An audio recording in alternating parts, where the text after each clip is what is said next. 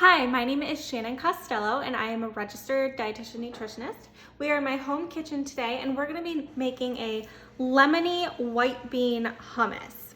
I personally love hummus. It is so versatile in how you can use it, but it's always great to change up the type of hummus that you make, whether that's different flavors or the base.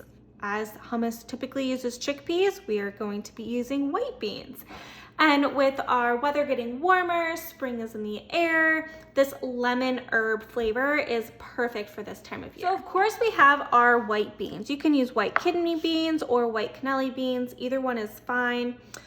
Be sure to drain the can and then thoroughly rinse them for any can residue.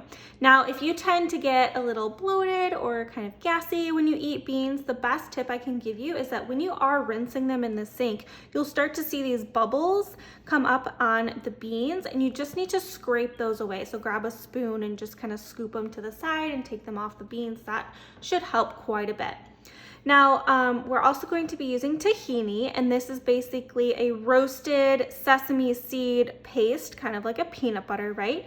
It has a natural salty flavor to it, great trace minerals in here. It's gonna provide a little bit of protein and some healthy unsaturated fats. And I'm gonna be using about 2 tablespoons into this. It's gonna make it really creamy, but you are also welcome to use a little more if you love that flavor. Now we're also going to use some extra virgin olive oil. That extra virgin is great when you're not cooking or using a high heat. It's got a lot more flavor to it and a lot more of the nutrients intact. You're welcome to use like an avocado oil as well, just something a little more neutral.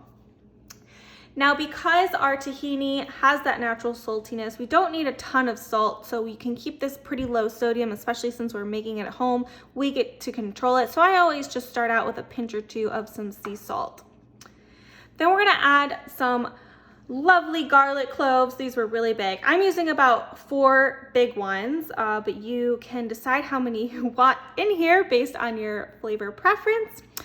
So, fun fact about garlic, you want to actually chop it well before using it.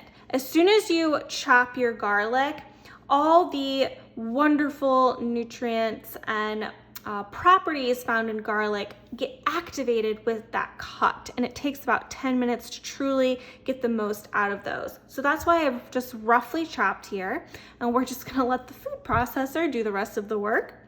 Then of course, to get that spring flavor, we have our lemon, and I'm gonna be using some fresh thyme as my choice of herb, but you could use parsley, dill, rosemary, basil, a combination of any of those, and you can change up the flavor each time you make it. Okay, so like I mentioned, you can either use a blender or a food processor, whatever your preference. And I've just gone ahead and added my white beans to create some space. So we're gonna use this entire large lemon, both inside and outside. So before we slice it in half to get the juice, we're actually going to get the zest off of it. And you can use a specific zesting tool or microplane. And when you use this, you just wanna very carefully take the brightest and most outer layer off of your lemon. So notice how I am moving it around so that I don't get any of this white underneath the top of the peel. That whiteness is gonna be very bitter. So you can continue to do this for the entire lemon. We're gonna get a lot of flavor. Our citrus fruits have a ton of their nutrients, especially vitamin C, and including the fiber in the skin or the peel. So this is a great way to use the entire lemon. Now, if you don't have a microplane necessarily, you can just grab a small paring knife and you would just very carefully take the top layer in a few pieces, because this is gonna be a little more intense than the microplane, and you can add these little pieces to your blender. Now, the easiest way to juice a lemon without getting the seeds into your dish is just to do it right over your hand. I know those citrus juices are really fun. If you have one, great, use it. Otherwise, I'm just gonna place my hand over my blender and just loosely open up my fingers. And then I'm gonna hold 1/2 of the lemon and squeeze it into my hands. And you can see that the juice is just kind of falling right through my fingers, and I'm catching the seeds. So you'll just do this with the the entire lemon both have. Okay, time to add our thyme, get it? Or whatever herb you choose. Now, the great thing about using herbs is not only do they pack a ton of nutrition into these tiny little leaves and stems, I mean, they're full of fiber, antioxidants, vitamins, and minerals, but their flavor also helps to reduce the added salt that you need to use in, not only this hummus recipe, but any type of cooking. These are great things to use to reduce your salt intake.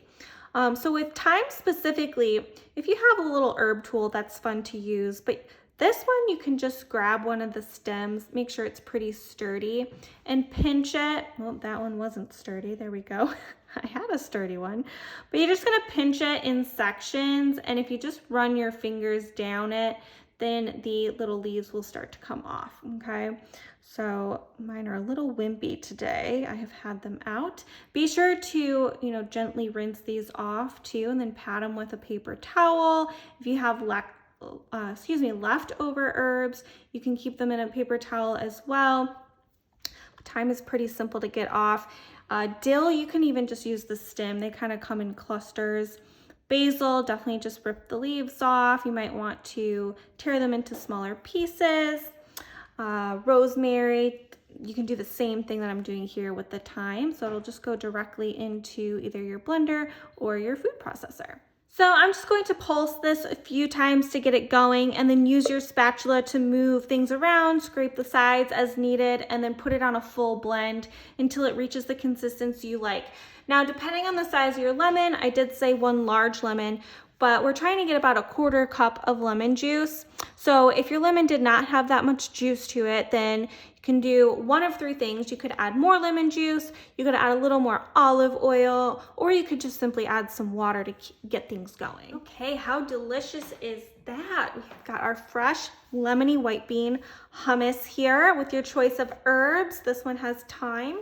Now, this is great for an appetizing dip, a snack, even as part of your entree. So if you want to turn this into a pasta sauce, you would just add a little more olive oil, a little more lemon juice, maybe some water to thin it out, and then you've got a really hearty white bean hummus sauce for your pasta. You could do this on fish, even poultry would be fine.